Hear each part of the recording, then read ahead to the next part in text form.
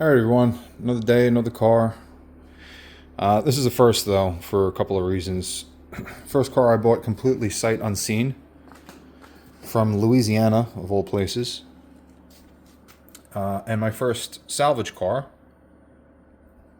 as well as my first Lotus.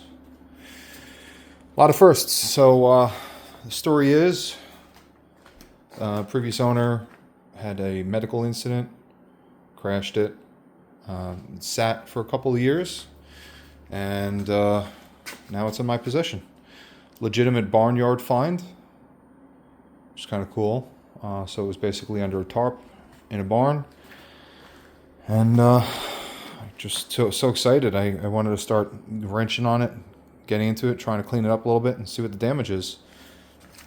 You see that it's obviously got a hit to the front left. This driver wheel is pretty much completely inoperable. So, chassis itself looks okay, but I don't know what the hell's going on with the rest of the components down here. I got the Lotus manual, so I'll be mulling through that. Windshield smashed.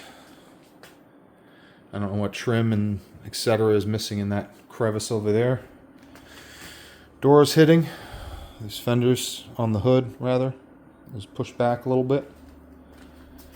It was knocked around underneath. Got some panel damage. Rear spoiler has a couple cracks in it. Looks like one of the parking sensors got knocked loose. And it's dirty. So, new project. It's going to keep me busy for a little bit. And obviously some rodents or something have been in here, so that'll be fun to go through. But I do like projects, so here we are. And I've always wanted a Lotus, like about 20 years now, so it actually is a dream come true. Sold my Miata, went right out and got this. And so we'll see how it goes.